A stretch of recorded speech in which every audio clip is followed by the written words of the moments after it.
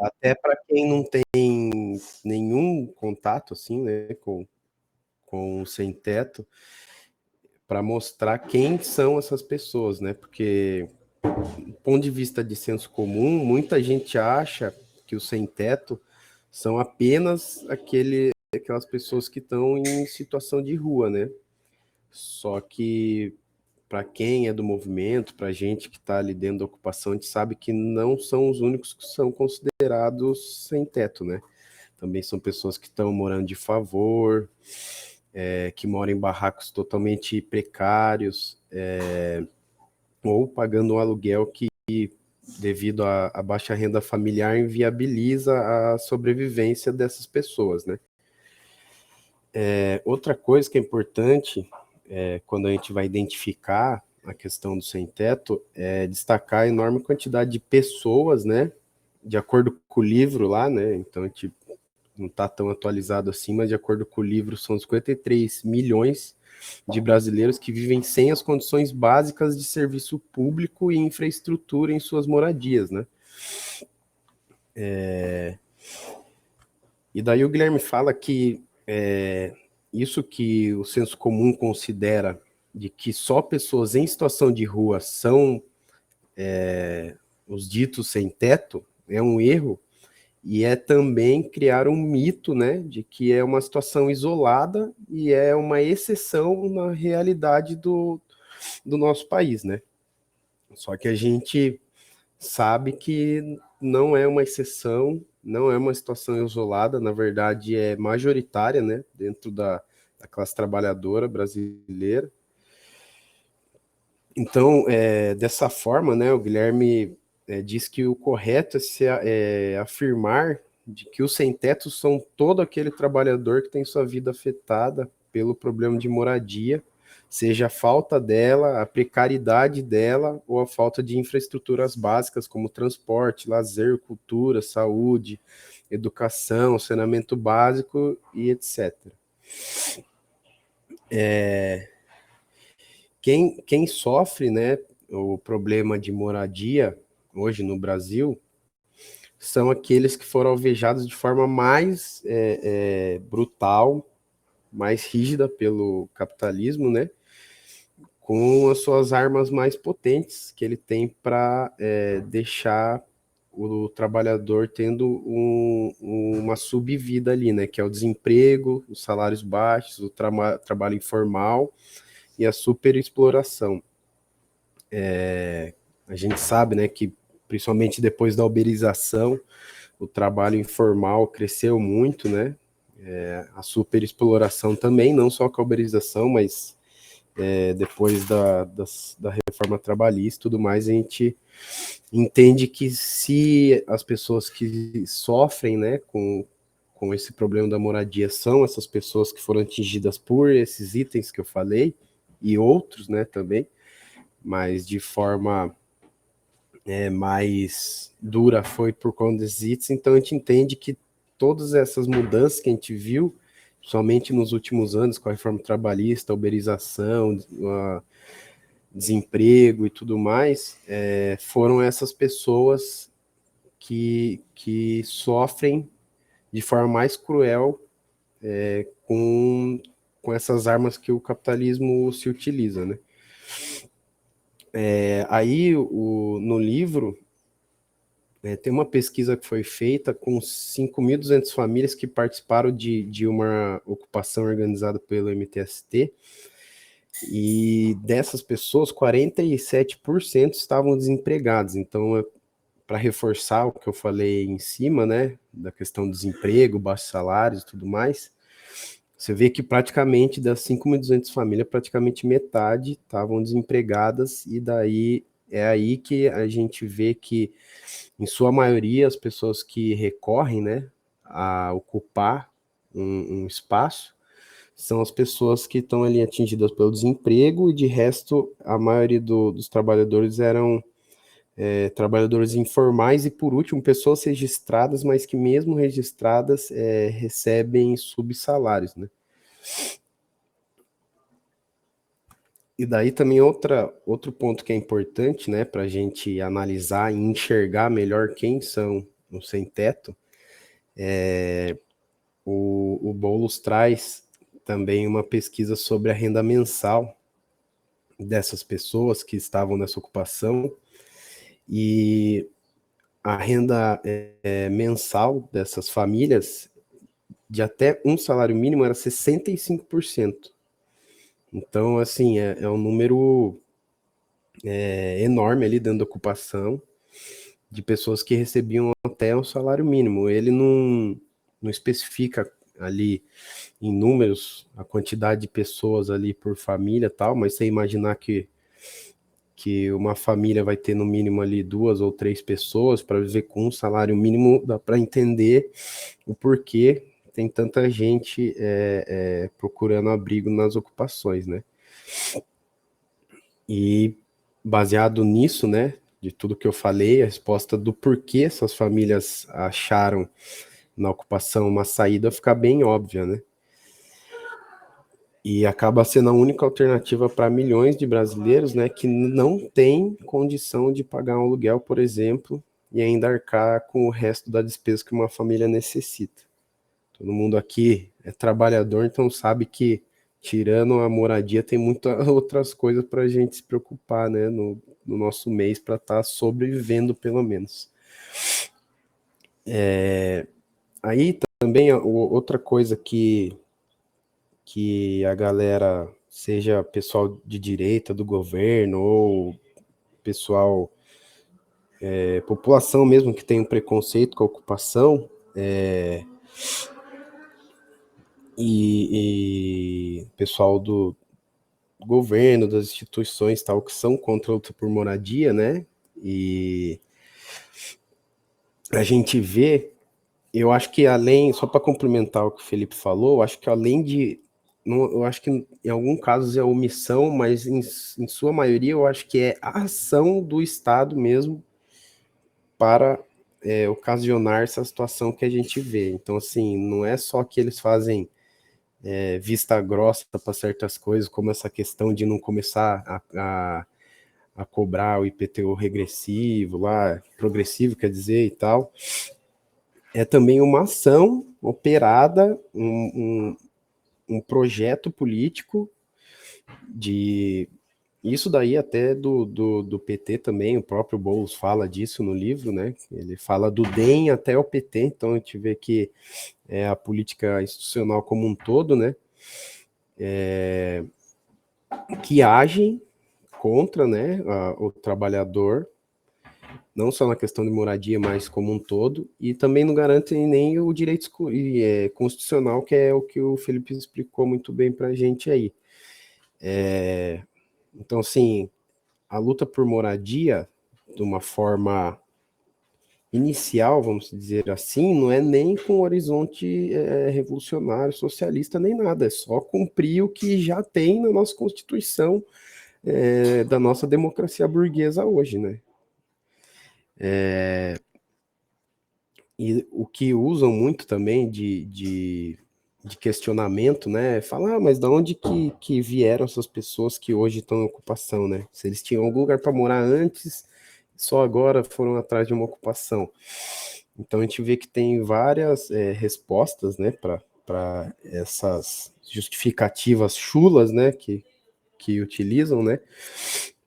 Que a gente vê que no Brasil tem muitos barracos em área de risco, né? Pessoas não, famílias que moravam em cômodos de 2 metros por 2 metros até na casa de algum parente e tal, ou pessoas que são despejadas após ficar meses sem pagar aluguel, ou pessoas que estão sem esperança, né?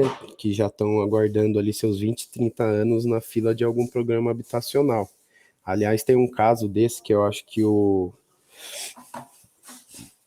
Felipe, não do Minervino, Felipe Dalcê, acho que acompanhou lá na ocupação, de uma senhora que tem uma filha que tem paralisia infantil, e ela falou que acho que em Itu ela tinha sido contemplada e simplesmente sumiu o apartamento dela, assim. Então tem situações e situações de que a gente vê que a institucionalidade não faz a parte dela, né? E quando faz de maneira muito porca. que ocasionam aí no povo trabalhador tá recorrendo para as ocupações, né? Esse capítulo aí, ele é um capítulo pequeno, né? A parte assim que dava para sintetizar essa parte que eu falei. Aí quem pegou para ver o livro depois quiser dar uma olhada nesse capítulo 4, depois disso que eu falei, tem uma entrevista com 3 ou 4 moradores de ocupações ali. Então achei que a gente estando no Dandara, a gente já conhece muitas situações, achei que não era pertinente trazer aqui um resumo do que essas pessoas que foram entrevistadas falaram, né? Então eu termino a minha fala e passo, acho que para Gabi, que vai terminar com o último capítulo, que é o 5º.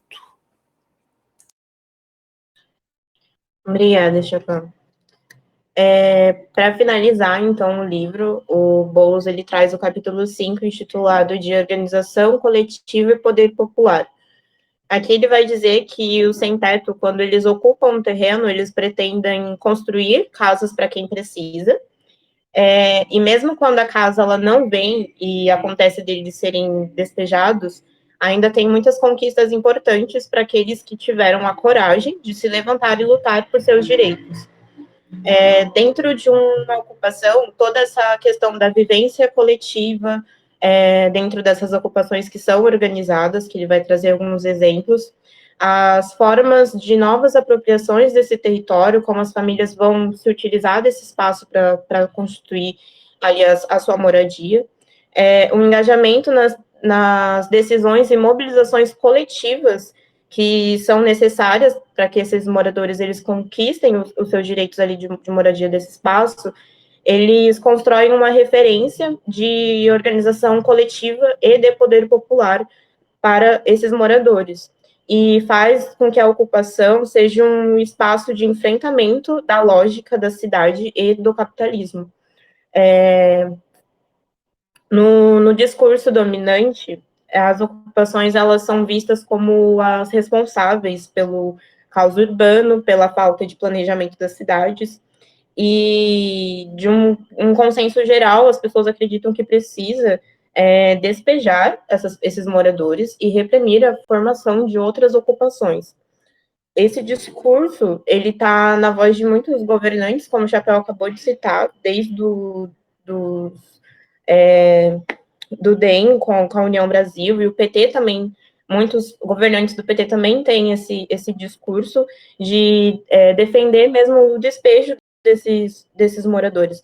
Então, os moradores dessas ocupações, de uma certa forma, eles precisam fazer essa reforma urbana com as próprias mãos e lutar contra essa lógica que é invertida, né? Que ela vai essa lógica de que as ocupações elas trazem malefícios para a sociedade, ela está representando, na verdade, os interesses do capital imobiliário, né?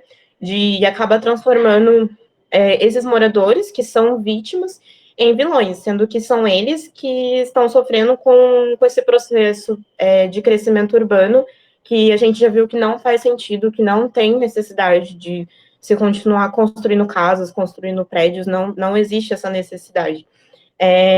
Essas ocupações, elas são produtos da falta de alternativa habitacional aos trabalhadores, imposta pelo interesse do lucro do mercado imobiliário e pela elitização dos programas habitacionais.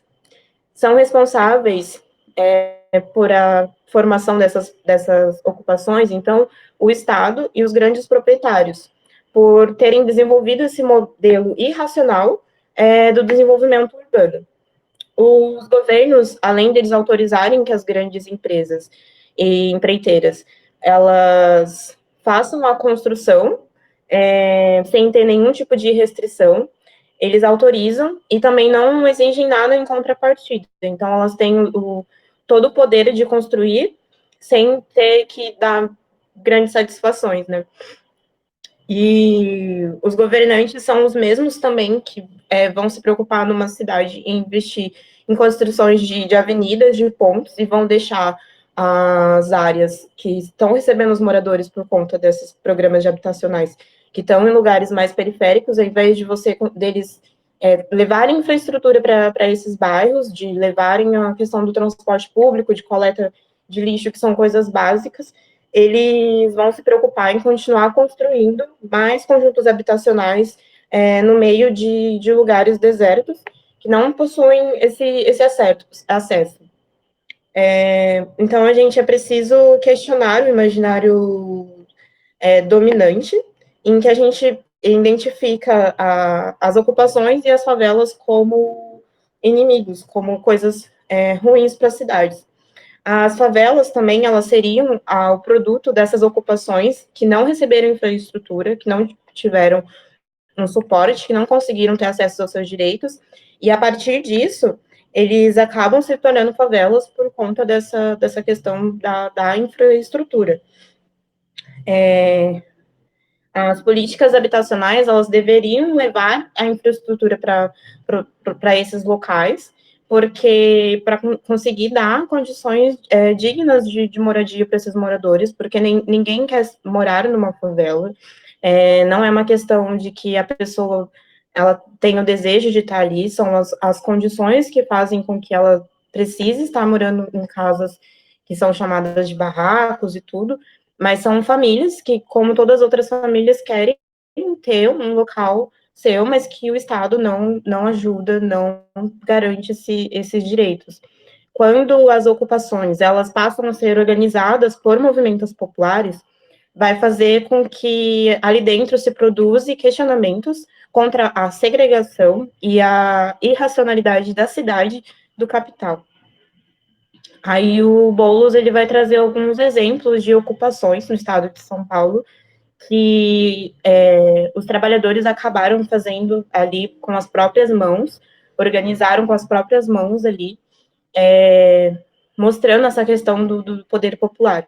Então, ele dá o exemplo da ocupação em Guarulhos, em São Paulo, a ocupação Anita Garibaldi, onde os trabalhadores, em parceria com a Faculdade de Arquitetura e Urbanismo da USP, eles desenvolveram a ocupação para que o planejamento dela, onde ela tenha o tamanho das ruas na medida certa, que tenha áreas de lazer para os moradores. Então, eles conseguiram construir ali com a ajuda dos estudantes campo de futebol, área social de conveniência, creche, barracão para assembleia dos próprios moradores.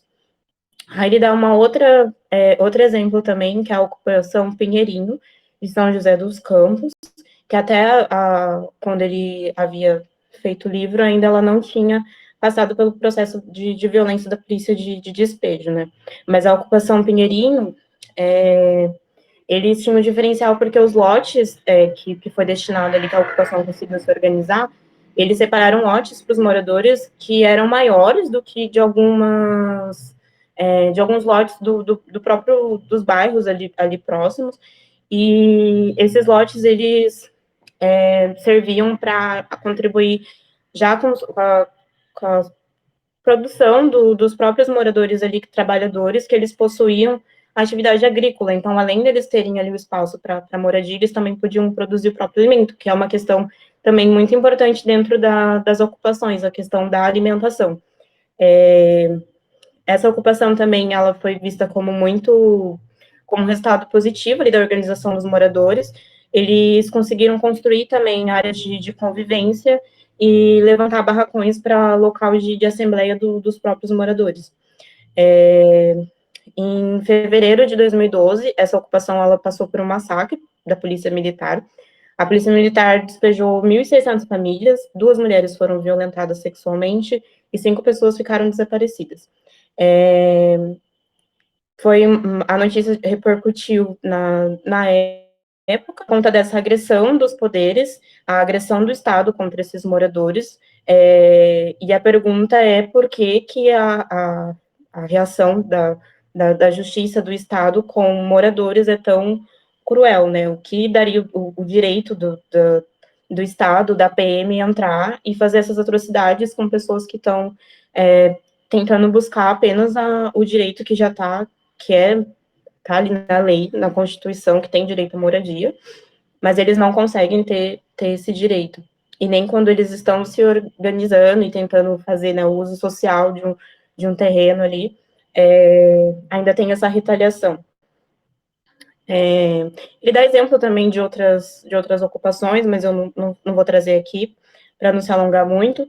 E ele diz que, apesar de que essas ocupações, então, elas trabalhem essa questão do comunitário, dos trabalhadores estarem ali pensando na logística ali da comunidade, isso não é um paraíso, né? Eles ainda vão enfrentar problemas com infraestrutura, mas, ao mesmo tempo, toda essa ação deles é uma resposta de resistência e mostra que a organização coletiva faz o que o Estado não faz. A lógica de organização definida por interesses coletivos e não pela sede de lucro dos especuladores e de empreiteiros.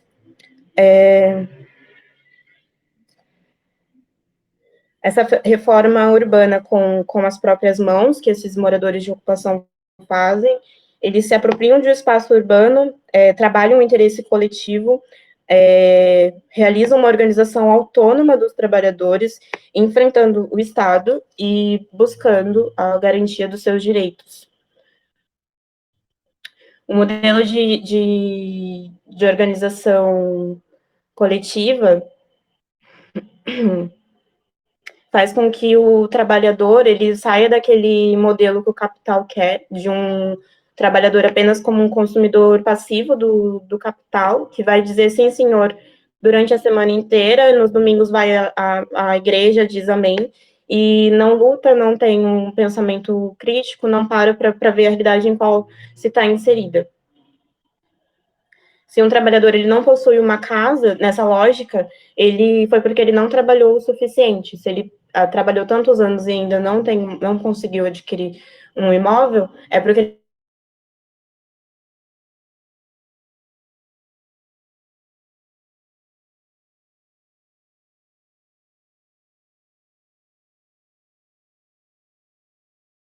ele não trabalha em apenas e trabalhar vocês estão me ouvindo? Não sei. Qualquer coisa me avisa, gente.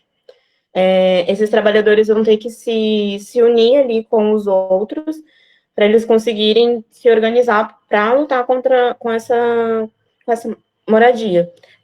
E são de pequenas coisas ali que eles vão se organizando, seja para conseguir a estruturação ali das ruas, para abrir ruas para eles, para chegar à coleta de lixo, solucionar problemas cotidianos ali do dia a dia, fazer cozinhas comunitárias, tudo isso engloba o trabalho coletivo.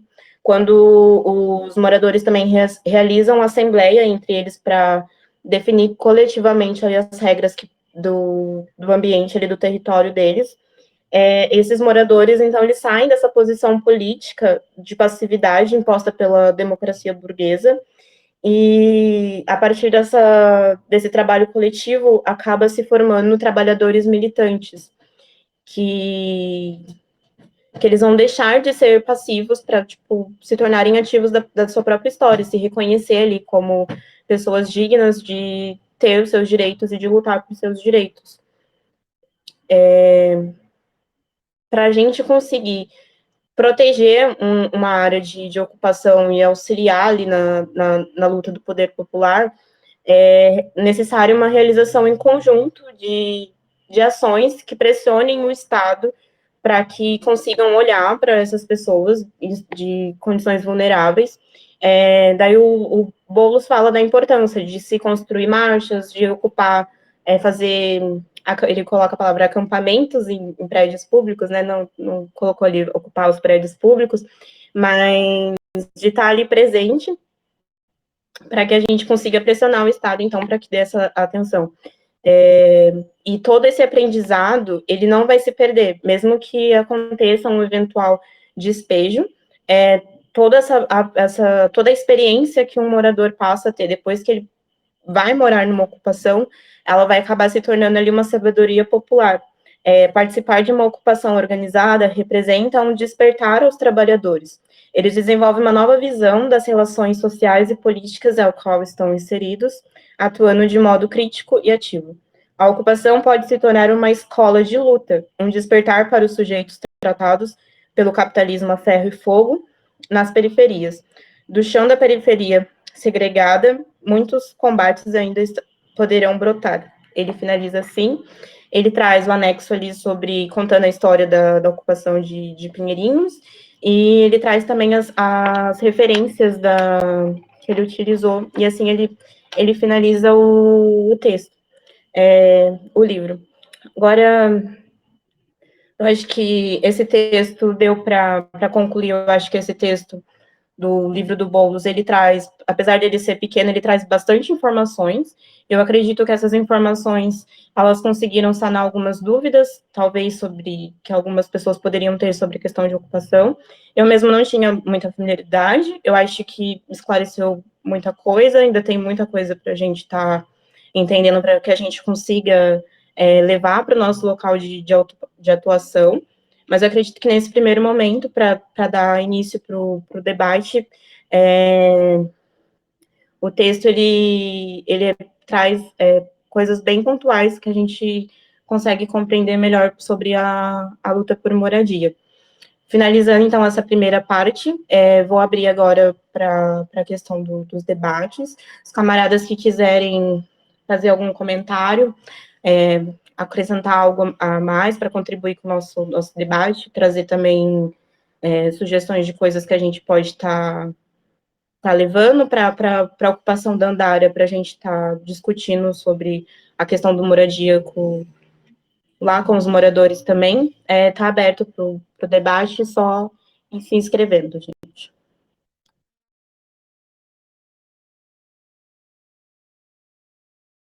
Como primeiro inscrito, o João, da JC. E aí, se algum camarada do Minervino conseguir ir colocando no chat as inscrições pra gente, pode falar, João.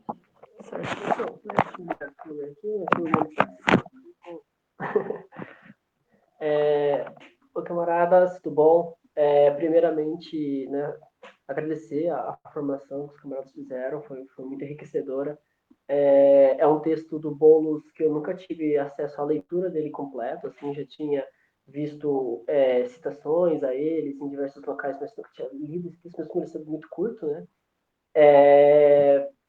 Mas assim, para a formação dos camaradas foi essencial, assim, porque ele dá uma abertura e ele apresenta os dados de uma forma da conjuntura brasileira de maneira bem interessante, né? Mas o livro ele dá, né, uma informação também sobre as limitações do pensamento do Boulos, né? Eu notei algumas coisas durante as formações dos camaradas. Eu não sei se está com limitações de tempo, né? Vou tentar fazer uma fala um pouco mais breve, né, para não me prolongar também. Mas assim, eu vou falar um tema, se eu acabar entrando em outro, eu encerro e me inscrevo em outro momento. Eu enxergo muito nas limitações do pensamento do Boulos, né, muito preso ao legalismo da burguesia mesmo, né, a própria forma jurídica do Estado, né, de como gerir as questões, né. Embora ele apresente as críticas àquele mesmo, né, as soluções para aquela estrutura e a análise que o Boulos vai fazer, ela se limita, né. Então, tem umas anotadas aqui, né. O debate sobre o caráter de ser legal ou ser ilegal, é crime ou não é crime ocupar, né? Ele se dá numa limitação ali da visão do Estado, né? E é como a gente é subordinado a esses processos sociais e seu molde, né? Então, como que a lei posta para o Estado ela é isenta e incrível, né? E como que ela vai ser seguida. Então, obviamente, não é assim, né? E mesmo no próprio livro, ele cita em diversos momentos como que ela não acontece, né? E com essa limitação, né, do pensamento dentro do próprio Estado burguês, né, de chegar às raízes estruturais, né, nas formas sociais do capitalismo, né, por si só.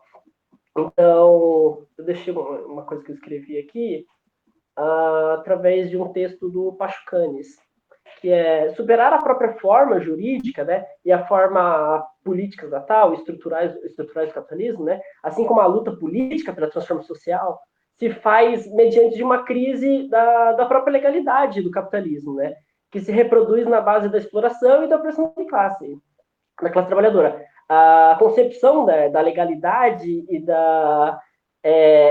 dessa exceção, assim como ela é feita, é fundamental para que a gente faça uma análise materialista da sociedade, né? Fornece os subsídios para que a gente além do fetiche pela institucionalidade, né, e pelo direito por si só, né, como o direito daquela coisa justpositiva, como fala o Mascaro, né, das saídas reformistas, né, que buscam simplesmente melhorar uma sociedade calcada na exploração e chegar no encontro de suas necessidades críticas e tudo mais, né.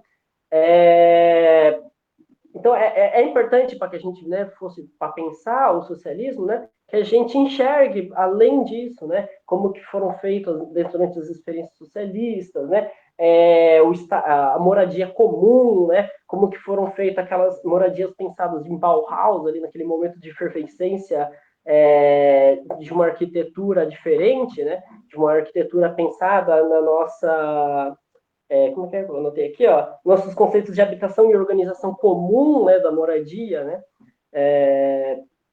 Então, além disso, né, acho que é legal a gente falar que como que em diversos momentos a crise brasileira ela é formada economicamente nessa lógica da forma mercadoria desse Estado do Direito, né? E dessa forma, como que, e aí é citado nos exemplos agora finais que a Gabi citou,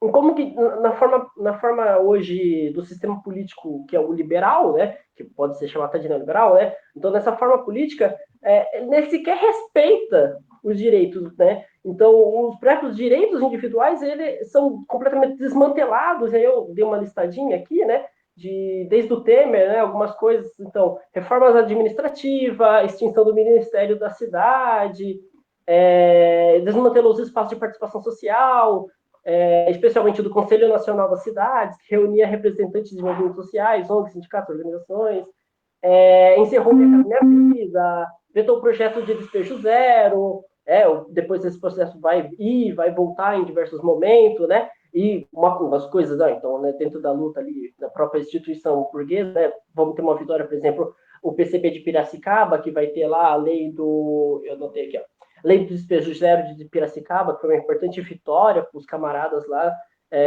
da ocupação. Mas uma coisa que a gente vai se deparar é que ele vai inflamar um discurso dentro do bolsonarismo, e esse discurso ele se manteve hoje no lulismo, de criminalizar esses movimentos sociais que ocupam, né? Então, chamar de terroristas, né? E aí, em frente a isso, né, se movimentam, por exemplo, uma CPI do MST, que eles estão chamando, em que criminalize esses movimentos e que a gente se enquadre em alguma forma de terrorismo, né? A gente não pode mais fazer aquela luta dentro dessas limitações da burguesia, né? E aí a gente bate no peito e fala que a gente é terrorista, como o Marx diz, né? Quando quando o jornal dele é criminalizado, né? Quando chegar a nossa vez, não vamos ter medo de ir para o terror, né? Acho que seria mais ou menos sobre isso. Eu vou encerrar minha fala, se não tiver mais ninguém, depois eu faço uma inscrição sobre os outros temas que eu queria falar.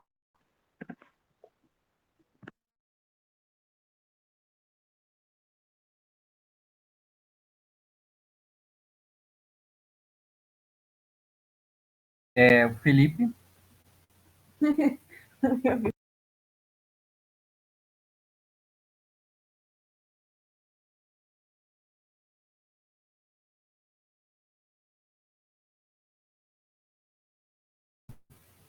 O Felipe tinha se inscrito, né? Felipe da Alcoleta.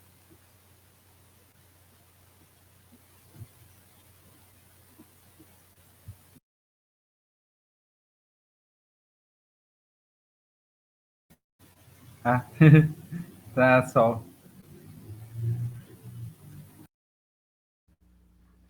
Camaradas, boa noite. Excelente formação. Eu já tinha lido esse livro do Boulos e foi num contexto também na verdade, a gente estava atuando na ocupação Vila União e na época, quando eu li, eu acho que assim, hoje eu tenho, né, ouvindo vocês, assim, é interessante fazer a formação justamente pelo fato de camaradas trazerem visões, né, interpretações diferentes, né, e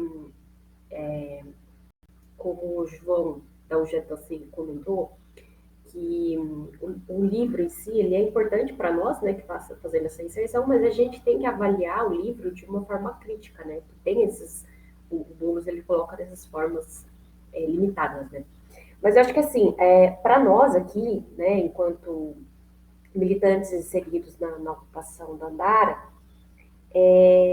a gente acaba utilizando, tendo, né, fazendo uma associação, lendo para quem, né, já está inserido há algum tempo, e para quem lê o livro agora, vai fazer como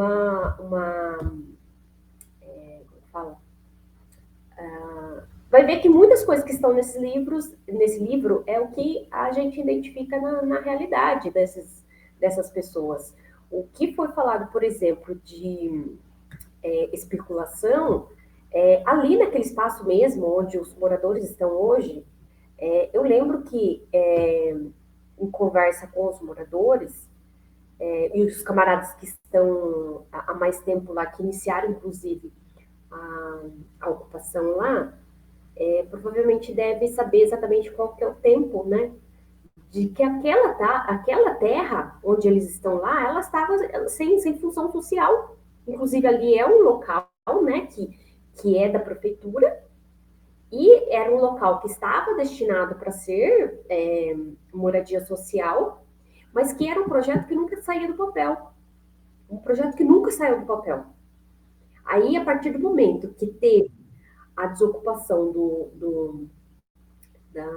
da desocupação não, né? Que teve o corte de energia, que de acordo com algumas informações, né, que a gente tem, que o corte de energia lá, provavelmente ele foi ocasionado justamente por inserção de vereador, que quando ele, antes de ocorrer o corte de energia, o vereador de Votorantim, ele simplesmente foi lá e entrou com um projeto de pavimentação da rua principal ali. Então, se, por exemplo, se já está levando benefício para aquela área, o que eu quero fazer? Então, eu vou tirar essas pessoas daquele local e tomar para mim de volta aquele espaço. Foi exatamente isso que o proprietário lá, enfim, o cara fez. E a questão de inserção de vereadores lá, se eu não me engano, é o mesmo vereador que, inclusive, foi levar lixo lá para o espaço. Então, eu acho que, assim, tem camaradas que acabaram de inserir no coletivo, na célula e tal, que é importante, acho que a gente, quem tem mais tempo de ocupação, é importante fazer essa recapitulação e trazer para os camaradas como que surgiu a ocupação, e assim, provavelmente já tenham feito isso, mas eu acho que há detalhes importantes a serem trazidos à tona novamente. E é sempre bom a gente estar recordando disso, justamente para não deixar, sabe? Às vezes uma coisa que a gente acha que acabou, e na verdade os caras lá dentro da Câmara da Prefeitura de Votorantim, eles estão mexendo os pauzinhos dele lá, tipo a questão do processo, por exemplo, se não ficar atento, ficar em cima ali, obtendo informação, o processo vai rolando, e os moradores vão sendo enrolados com relação a isso. Eu acho que um ponto importante é que os moradores lá, eles não dormem no ponto com relação a isso. E o complicado que, por exemplo, aqui em Sorocaba, o último levantamento, que na verdade, o levantamento socioeconômico que eles fazem por empresas terceirizadas, foi feita lá em 2013. E lá em 2013, eles trazem a informação, se a gente for pegar esse levantamento, foi lá, acho que na época era o Vitor Lippe ainda, que era prefeito daqui de Sorocaba, e ele traz quer dizer, a empresa terceirizada que faz esse levantamento, ela traz informações que o número de casas aqui em Sorocaba, ela é maior do que o número, embora o número de pessoas que estão, provavelmente esse número é bem maior, né? Embora depois disso tenham ocorrido as construções desses locais de moradia, que é esqueci o nome do local lá, que Altos do Ipanema, Carandá, eu acho que daí tem não sei se 2 ou 3 locais que eles fizeram, Eu acho assim, não acredito que isso foi o suficiente para reduzir, mas eu lembro que na época, acho que chegava em torno de 32 mil o número de déficit habitacional aqui em Sorocaba. E o problema é que, por exemplo, quando eles contratam uma empresa para fazer esse levantamento socioeconômico, eles, no momento de fazer esse levantamento, eles já precisam levar em consideração que as pessoas que estão ali na fila de espera por uma casa, por exemplo, muitas delas é uma família grande, tem famílias pequenas, e etc. e tal, mas essas famílias que elas são grandes, não dá para enfiar no apartamento de 2 quartos, e 2 quartos minúsculos. Aí o que acontece quando eles, daí uma família, né, em situação bem precária e tal, ela vai ser, digamos assim, não é beneficiária, eu esqueci o nome do nome, mas ela, por exemplo, ela entra ali pro banco de... esqueci o nome. Mas, enfim, ela vai lá para a fila para conseguir o apartamento. Só que daí, a partir do momento que ela vai para esse local, ela não se adequa lá àquele local, porque não dá para ficar ali com 10 pessoas dentro de um apartamento pequeno. E muitas dessas pessoas dessas regiões precarizadas são pessoas que trabalham com reciclagem. Como que ela vai fazer uma reciclagem morando num apartamento? Ou, por exemplo, vai para um apartamento, igual o Carandá, por exemplo, e a pessoa tem um bicho de estimação, onde ela não pode levar para esse espaço. Então, não é... Ou então é um bicho de estimação que ela até pode levar, mas é um bicho de estimação que ele está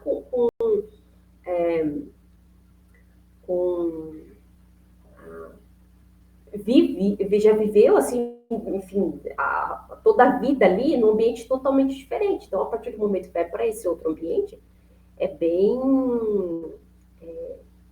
triste, né? Tanto para o bicho, tanto para a pessoa, né? Para os donos e tal. Aí essa questão, por exemplo,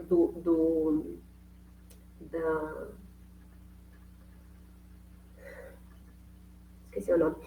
Gente do céu, eu tô ruim da memória. Aqui em Sorocaba, por exemplo, a gente lá em 2018, eu acho que 2017, 2018, o Núcleo de Direito da Cidade ficou de fazer um levantamento aqui na região central. Isso era só na região central. Fazer levantamento de espaço, de prédios que não estão sendo ocupados. Quando pessoas tiveram informação que a gente ia fazer isso, nossa, já colocaram que a gente ia fazer o levantamento desses locais não ocupados para a gente mapear e mandar para o Boulos invadir esses espaços. Tipo, foi uma coisa bem escrota. Teve uma situação que que as pessoas do coletivo da época foram para fazer esse levantamento na região central e teve polícia, tipo, acompanhando os meninos para fazer esse levantamento.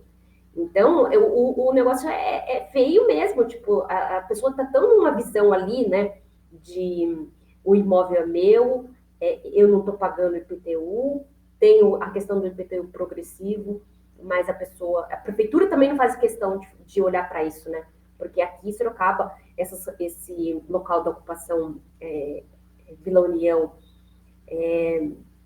a questão ali, inclusive, tá para decidir quem é o proprietário, mas tem essa questão também que não se sabe quem é o proprietário justamente pelo fato de não ocorrer o pagamento do IPTU, porque a inscrição lá, ela está sobreposta no sistema da prefeitura, então, eu não sei se é por conta dessa sobreposição de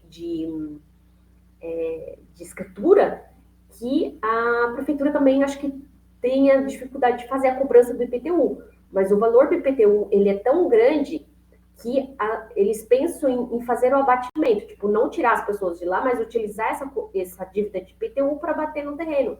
Só que o que a prefeitura já fez? Ela já utilizou esse abatimento de IPTU em outros espaços que as mesmas pessoas que estão em disputa, quer dizer, uma das pessoas que estão em disputa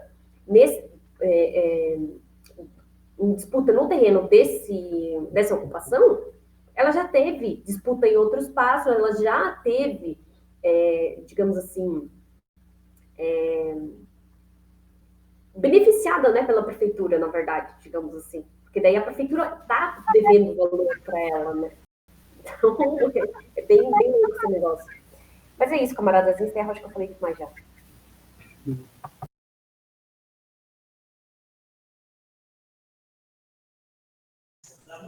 Tá mutado, camarada. Tá mudo. Viu? Aí só se a gente puder tentar deixar nossas falas dentro de uns 3 minutos, mais ou menos, acho que fica ok.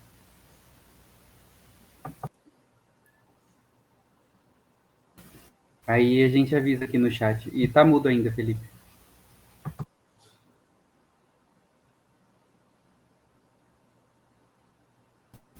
Tá mudo.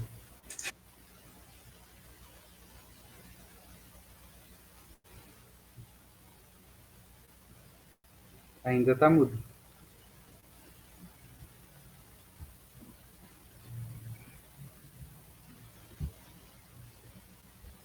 Com...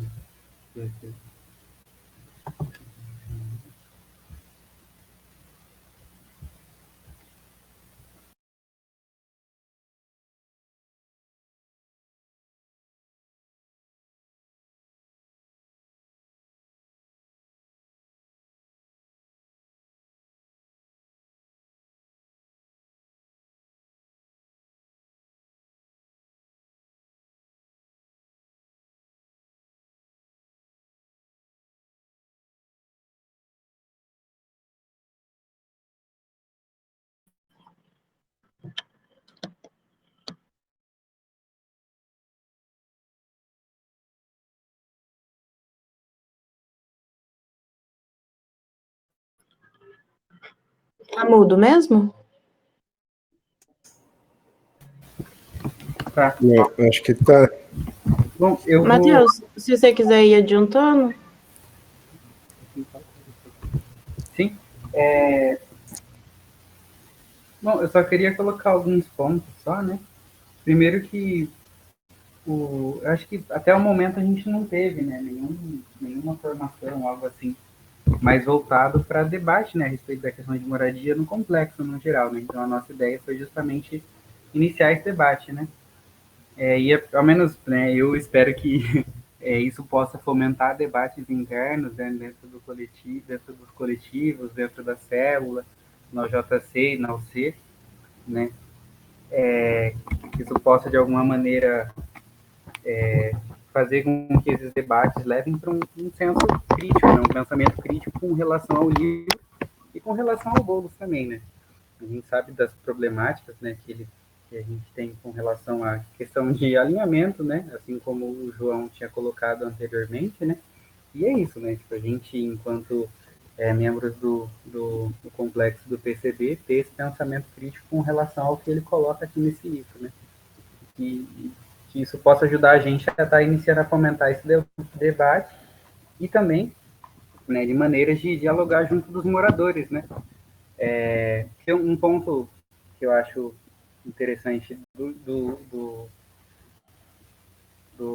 da experiência do bolo é justamente a maneira, né, como ele se comunica com as pessoas, né, e querendo ou não, tipo, por mais que a gente venha aqui e fale sobre, tipo, especulação imobiliária, isso, aquilo, né, capitalismo fode todo mundo e tal, né, mas, tipo, como que a gente vai apresentar isso pro morador da ocupação, tá ligado?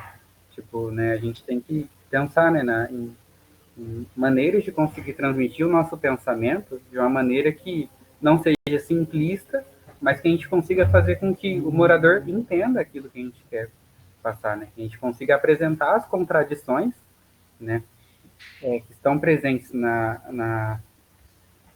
nessa questão de moradia, para a gente conseguir transmitir essas contradições para esses moradores, né? Então, que ao menos que esse pontapé inicial possa fomentar isso dentro dos coletivos, né? E durante a nossa atuação dentro da Dandara. E é isso. Agora meu áudio está funcionando? Tá. Falando ainda da questão da leitura crítica do livro, eu acho importante a gente situar no alvo do livro. Nós não somos o público-alvo do livro. O livro não é um livro de teoria política, ele não é um livro marxista, ele parece, o nome dá até muito essa ideia de que foi escrito para a militância do MTST, né? Por que ocupamos? Por que nós ocupamos? Então é um livro muito mais da realidade de quem está numa ocupação, e é assim que eu interpreto a parte que ele traz quando ele fala da lei, porque ele não dá a entender assim, olha, a nossa luta é através da lei, isso o livro em momento algum dá essa ideia, mas há um relato sobre um casal que vivia em algum lugar muito ruim, alguma casa em péssimas condições, o marido queria ir para a ocupação e ela não. E ele acaba indo e convence ela aí depois. Ela fala do preconceito que ela tinha. Para muitas dessas pessoas, estar numa situação que eles entendem que é ilegal é vexatório, porque a gente entende que o direito é um produto do Estado e que o Estado foi feito para esmagar o proletário. Isso aí, para a gente, é muito claro. Mas para quem está numa ocupação, não é. Então, é ele saber que não é ele que está errado de estar numa ocupação, mas é o prefeito, é o governador, é o presidente que está errado de não facilitar, de não ajudar a ela ter a casa, conseguir pagar a casa, morar num lugar bom. Isso é importante para eles. E para mim o livro ele tem essa ideia. Ele vai explica a especulação do jeito simples, para esse pessoal entender. Então, o Boulos acaba mostrando assim, ó, você está na ocupação, mas você não é vilão de nada. Quem é vilão é o especulador, o grande empresário, são os políticos que não fazem nada. Ó, até os magistrados, até os juízes aqui, os juízes, a polícia, eles ocupam também, eles invadem. Então, eu acho que é essa que é a visão dele. Não é um livro de mobilização política. Aí sim, eu já contratei serviço de militante no MTST em São Paulo, que aí a consciência política do sujeito já era uma outra. Mas essa aqui eu entendo que é uma obra para quem chegou numa ocupação, o MTST fala, dá uma lida aqui. Então, situar que, assim, ela é mais importante nós lermos essa obra para saber como entender quais são as preocupações, qual é o jeito que pensa, quais as informações básicas que quem está na ocupação precisa entender, do que para a nossa formação política. Nossa formação política a gente constrói a partir daqui, né? Então, aqui é um conhecimento mínimo, muito básico, é uma forma até de consolo, falar, não, quem está errado mesmo, quem invadiu, são os grileiros, quem invadiu foi os portugueses lá na frente, os homens brancos, até aqui ele vai fazer algo muito feijão com arroz, mas a teoria política a gente consegue construir a partir daí. Sem a pessoa ter essa mínima consciência de que ela está lutando para ela, que os trabalhadores têm essa dificuldade, aí a gente vai ter mais dificuldade. Mas aqui é uma obra para entender a realidade deles, para a gente, né?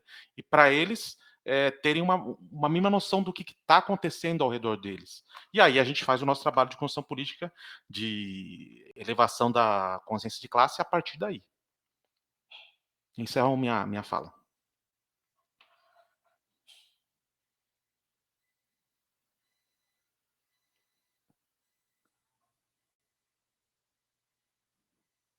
Não, eu achei que tinha travado tudo e eu estava sozinho. Mais algum camarada tem o interesse de se inscrever, fazer algum apontamento?